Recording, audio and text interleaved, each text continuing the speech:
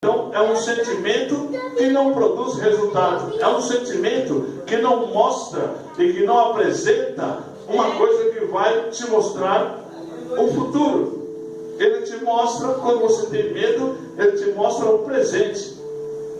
E o presente, nem sempre, irmãos, vai te levar ao futuro. Nem todo presente te leva ao futuro. Tem presente que você olha e você diz, daqui eu não passo. Você tem uma enfermidade e você vai dizer assim, daqui eu não vou passar. Acho que amanhã eu estou morto. Porque é o presente. Se os teus olhos estiverem no presente, você não vai enxergar o futuro. Levanta sua mão e diga, se os meus olhos estiverem no presente, eu não enxergo o futuro. Diga, a partir de hoje, eu vou começar a olhar para o futuro. A olhar para a minha conquista. A olhar para a minha vitória. Diga para o seu irmão, comece a olhar para o futuro. Comece a direcionar os seus olhos para o futuro. Oh, aleluia. Diga para o seu irmão, comece a visualizar aquilo que está no futuro. Esqueça o presente. Diga, o presente é o de hoje. Mas o que Deus tem para você é aquilo que os teus olhos não viram. É aquilo que o teu ouvido não ouviu. É o que Deus tem preparado para a tua vida. Aplaude o nome do Senhor. Porque isso Deus tem preparado para a tua vida. O futuro. E o futuro, irmãos, você ainda não conhece. O futuro é desconhecido. Mas se você começar a olhar para o presente, você nunca vai imaginar o futuro. Comece a olhar para o futuro. Abandone, irmãos, o presente. Porque o presente você já está vivendo. O presente já é comum na tua vida. O presente já é o atual na tua vida. Você precisa começar agora a olhar para o futuro. Porque o presente é o que você acordou hoje de manhã, você já levantou, já fez o que tinha que fazer, já está fazendo o restante agora. Isso é um presente. Mas se você não começar a olhar para o futuro, você não vai conseguir imaginar o que Deus tem para você. Você já viu aquele negócio que a pessoa, ela monta um negócio e aí não dá certo, ela vai dizer, eu montei, não deu certo, eu vou parar. Sabe por quê? Porque a pessoa está no presente. Mas se ela olhar para o futuro, ela vai dizer assim, eu montei, não deu certo hoje, amanhã eu mudo a estratégia.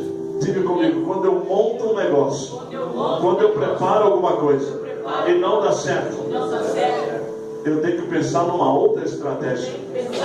Diga, eu preciso pensar em um outro projeto.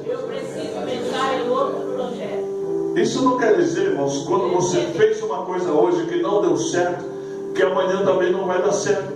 Você precisa mudar a estratégia. Então ali estavam os apóstolos dentro de um barco. A multidão, estavam os 12. A multidão era um dentro do barco.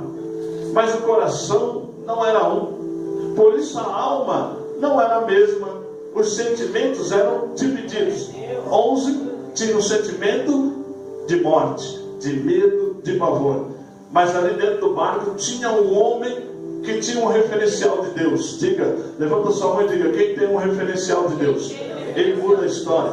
Diga, quem tem um referencial de Deus, ele gera transformação. Diga, aponte para você, eu vou gerar transformação. Diga, eu sou um gerador de transformação. Porque aonde eu chegar, a história vai mudar. Diga, aonde eu chegar, a história vai ser transformada. Diga, aonde eu pisar a planta dos meus pés, diga, haverá uma sinalização de que ali teve uns pés apostólicos.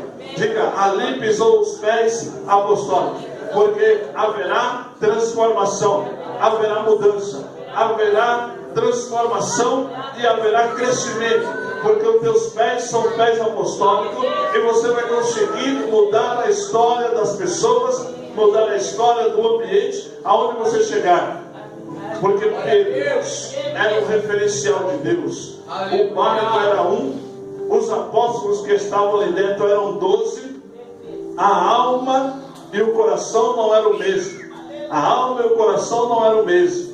A alma e o coração eram diferentes. Dois sentimentos. Sentimentos de medo, mas sentimentos de vitória, sentimentos de conquistador, sentimentos de vencedor. Quem tinha esse sentimento? Pedro. Pedro, quando olhou para aquela situação, ele olhou e disse: quem és? E aquele homem, aquele ser, disse: eu sou Jesus. Agora imagine, irmãos, um barco em meio às ondas do mar, açoitado pelo vento. Ele estava andando, caminhando, navegando. Mas Jesus, irmãos, apareceu também caminhando junto com o barco. Imagine um barco andando, navegando, e Jesus caminhando junto com o barco.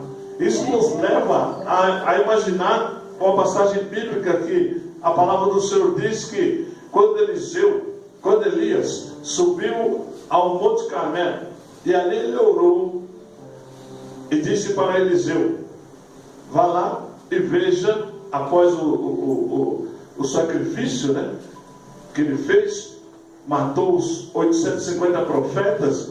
Ele começa a orar. Depois da oferta, entrega, ele começa a orar.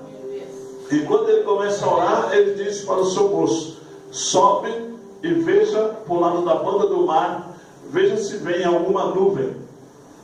E o moço chamado Eliseu subiu a primeira vez, olhou, não viu nada. Subiu a segunda vez e assim foi até a sexta vez.